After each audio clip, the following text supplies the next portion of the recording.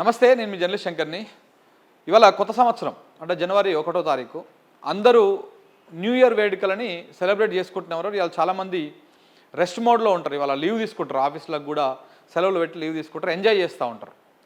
రాష్ట్రం అంతా, దేశం అంతా, ప్రపంచం అంతా న్యూ ఇయర్ వేడుకలు చేసుకుంటుంది.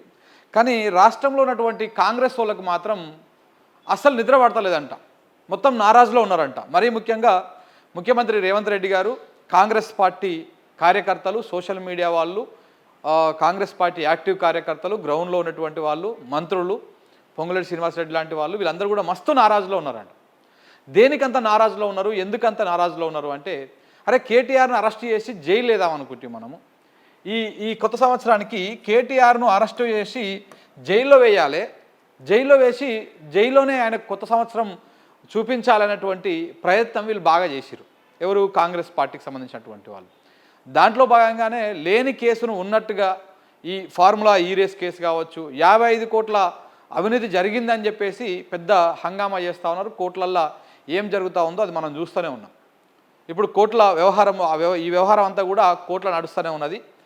ఇప్పటికీ 20 తారీఖు నాడు, 27 తారీఖు, నిన్న 31 తారీఖు, ఈ 3 సెషన్స్లు ఈ ఏసీబీ నమోదు చేసినటువంటి ఎఫ్ఐఆర్ మీద, క్వాష్ పిటిషన్ మీద 3 సార్లు విచారణ జరిగింది కోర్టులో. ఈ 3 సార్లు కూడా ప్రభుత్వం ఫెయిల్ అయిపోయింది. ఏసీబీ తరఫున వాదిస్తున్నటువంటి ఏజీ గారు అట్టర్ ఫ్లాప్ అయిపోయారు కోర్టులో. మొదటి నుంచి కూడా కేటీఆర్ తరపు న్యాయవాది పైచేయి సాధిస్తూ వస్తూ ఉన్నారు. ఇప్పుడు 3 రోజులు జరిగినటువంటి, ఈ 3 సార్లు జరిగినటువంటి విచారణలో కూడా ఎక్కడ కూడా కేటీఆర్ అరెస్టుకు అనేటువంటి అంశం రాలేదు.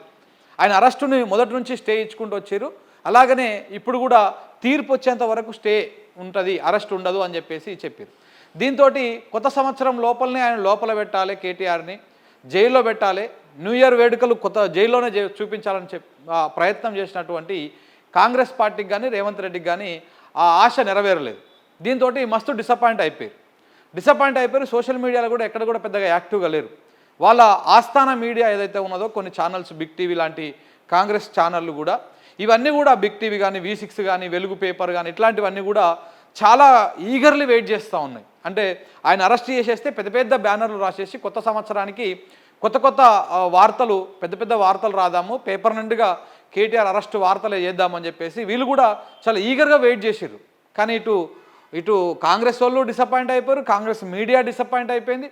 అంత ఆగమాగం ఉందన్నమాట పరిస్థితి, ఏం బాలేదు. దీంతో ఇప్పుడు ఈ సోషల్ మీడియాలో కొంత డ్యామేజ్ కవరేజ్ చేసుకునేటువంటి ప్రయత్నం చేస్తూ ఉన్నారు. సో ఇది ఎట్లా చెప్తా ఉన్నామంటే, ఒకసారి ఇక్కడ చూస్తే మనము ఒక 2 రోజుల క్రితము కొన్ని ట్వీట్లు, కొన్ని అవి వచ్చినాయి. కాంగ్రెస్ యాక్టివ్ కార్యకర్తలలో కొంతమందిలో ఇట్లా కొన్ని సినిమా పాటలు కూడా పెట్టి, attitude pongal, block buster pongal అంట, సంక్రాంతికి వస్తుందంట, ఇంతకీ సినిమాని అన్నయ్య ఎక్కడి నుండి చూస్తాడు, షర్లపల్లి జైలనా, శంచల్గూడ జైలనా అని చెప్పేసి కేటీఆర్ని ఇండైరెక్ట్గా కోట్ చేస్తూ వీళ్ళు ఇట్లా ట్వీట్లు చేసారు. దీంతోపాటు నిన్న మన ఎవరు మంత్రి గారు, నల్గొండ మంత్రి గారు కోమటిరెడ్డి వెంకటరెడ్డి గారు కూడా ఈ కోర్టుపై కూడా కొంత వివాదాస్పద, అంటే అసహనాన్ని వ్యక్తం చేసిండు ఆయన. పోనీలే కొత్త సంవత్సరం కదా, 2 రోజులు ఎంజాయ్ చేయని, తర్వాత 3-4 తారీఖులలో ఏం జరుగుతుందో చూద్దామని చెప్పేసి కోర్టు మీద కూడా కొంత అసహనం వ్యక్తం చేశారు. ఇదంతా కూడా ఏంటంటే కేటీఆర్ అరెస్టుకు లైన్ క్లియర్ అవుతలేదు కదా. లైన్ క్లియర్ అయ్యి మేము అరెస్ట్ చేసి లోపలేయాలనుకుంటే, ఆయన జైలు వేయాలనుకుంటే ఇక్కడ కోర్టులు అడ్డం పడతా ఉన్నాయి, ఆడ ఏం దొరుకుతలేదు, ఏదో ఒక రకంగా ఏదామని చూసి ప్రయత్నం చేశారు, కానీ కుదరలేదు. దాంతోపాటు ఇట్లా ఇది అవుతుందో కాదో అన్నటువంటి అనుమానంతో ఇప్పటికే ఈడీని కూడా తీసుకొచ్చారు. కానీ ఇక్కడ ఒక ఇంట్రెస్టింగ్ పాయింట్ ఏంటంటే, అసలు కేటీఆర్ వేసినటువంటి క్వాష్ పిటిషన్ కనుక నెగ్గితే హైకోర్టులో, ఎందుకంటే 20 తారీఖు, 27 తారీఖు, 30 తారీఖుల వాదనలు, ఈ 3 రోజుల వాదనలు కనుక మనం క్షుణ్ణంగా పరిశీలిస్తే తీర్పు అనుకూలంగా వచ్చేటువంటి అవకాశాలు కనబడుతున్నాయని చెప్పేసి న్యాయ నిపుణులు చెప్తా ఉన్నారు. ఎందుకంటే 100% అక్కడ ఎక్కడ కూడా కోర్టు వ్యతిరేకంగా కానీ, లేకపోతే కోర్టు అడిగినటువంటి ప్రతి ప్రశ్నకు ఇక్కడ నుంచి సమాధానం పోయింది కేటీఆర్ తరపు న్యాయవాది నుంచి, ఇట్లా పోయిందన్నటువంటి చర్చ కూడా నడుస్తూ ఉంది. ఒకవేళ కనుక కోర్టు కనుక కేటీఆర్ వేసినటువంటి క్వాష్ పిటిషన్ని, ఆ పిటిషన్ అందులో గెలిస్తే, ఈయనకు అనుకూలంగా తీర్పు వస్తే, అసలు ఏసీబీ నమోదు చేసినటువంటి ఎఫ్ఐఆర్ ఏదైతే ఉందో, ఈ ఎఫ్ఐఆర్ఏ పనికి రాకుండా పోతుంది. ఈ ఎఫ్ఐఆర్ఏ పనికి రాకుండా పోతుంది. అప్పుడు ఇంకా ఈడీ కేసు అనేది కూడా ఇన్యాక్టివ్ అయిపోయేటువంటి అవకాశం కనపడుతుంది. మళ్ళీ ఈడీ స్పెషల్గా ఒక కేసు నమోదు చేసుకోవడమో అట్లా ఏదో చేయాల్సినటువంటి అవసరం వస్తుంది. సో కాబట్టి ఇప్పుడు ఏ రకంగా చూసుకున్నా కానీ కేటీఆర్ అరెస్ట్ ఉండేటువంటి అవకాశం లేదు. దీంతో కాంగ్రెస్ పార్టీ మస్తు నారాజులో ఉంది. రేవంత్ రెడ్డి గారు మస్తు నారాజులో ఉన్నారు. ఇప్పుడే నేను పొద్దుగాల కూడా చూసిన సోషల్ మీడియాలో వస్తూ ఉంటే అక్కడక్కడ కొన్ని వార్తలు కూడా చూసిన. ఇక ఎట్లా ఈ అరెస్ట్ ఉండేటట్లేదు, మనము శ్రవణానందము నేత్రానందము ఈ ఆనందాలను పొందుదామంటే కేటీఆర్ అరెస్ట్ ఉంటే మనము ఏదో ఒక రకంగా పైశాచిక ఆనందం పొందేటువంటి అవకాశం ఉంటుండే. కానీ ఇప్పుడు లేదు కాబట్టి ఇక రేపు ఎట్లాగో ఢిల్లీ మన విదేశీ టూర్ పర్యటన ఫిక్స్ ఉంది కదా, తొందరగా వెళ్ళిపోదాం అటువైపు తొందరగా వెళ్ళిపోదాం. ఆ దావోసు ఆస్ట్రేలియా పర్యటనలు ఏవో ఉన్నాయి రేవంత్ రెడ్డి గారు ముఖ్యమంత్రివి. సో అటువైపు ఇక ఎంజాయ్ అటువైపు పోదాము, ఇక ఈ కార్యక్రమాన్ని ఇక్కడితో వదిలేదాము అని చెప్పేసి ఈ విధంగా ఆలోచిస్తున్నట్టు తెలుస్తుంది. ఇదే విషయాలు సోషల్ మీడియాలో కూడా వస్తూ ఉన్నాయి. సో ఏది ఏమైనా ఇక్కడ రాష్ట్ర ప్రభుత్వం చేయాల్సినటువంటి కార్యక్రమాలు ఏంటిది, చేస్తున్నది ఏంటిది, కేటీఆర్ గారు అరెస్టే లక్ష్యంగా పెట్టుకొని అన్ని కార్యక్రమాలు పక్కన పెట్టేసారు. ఓన్లీ ఆయన అరెస్ట్ చేసేందుకు మాత్రమే ఫోకస్ పెట్టుకొని కూర్చున్నారు. మీరు చూడండి, గత వారం 10 రోజుల నుంచి కాంగ్రెస్ ప్రభుత్వం చేస్తున్నటువంటి కార్యక్రమాలు కానీ లేవు, కానీ ఏవి పెద్దగా లేవు. మా పేపర్లో రాస్తేందుకు కూడా వార్తలు దొరుకుతలేవు. వాళ్ళు ఏం చేస్తలేదు, ఏ యాక్టివిటీ కూడా లేదు.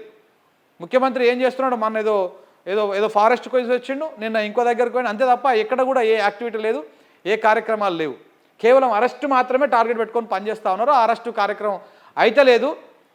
సో అక్కడ ఏదో ఒక బురద ఊద్దాం అనేటువంటి ప్రయత్నం చేశారు, కానీ అది అయితే లేదన్నటువంటి డిసప్పాయింట్మెంట్లో కాంగ్రెస్ కానీ రేవంత్ రెడ్డి గారు కానీ వాళ్ళ టీం కానీ బాగా అందులో ఉన్నట్టుగా తెలుస్తూ ఉంది. మరోవైపు ఈయన అరెస్ట్ చేసి లోపలేదాం అనుకుంటే కేటీఆర్ గారేమో ఇక్కడ మంచిగా తెలంగాణ భవన్కి వచ్చి ఇక్కడ చూడండి, తెలంగాణ భవన్కి వచ్చి మంచిగా క్యాలెండర్లో ఓపెనింగ్ కార్యక్రమాలు, దాంతోపాటు ఇట్లా సెల్ఫీలు దిగేటువంటి కార్యక్రమాలు, ఇట్లా కార్యకర్తలతోటి ఈ కార్యక్రమాలు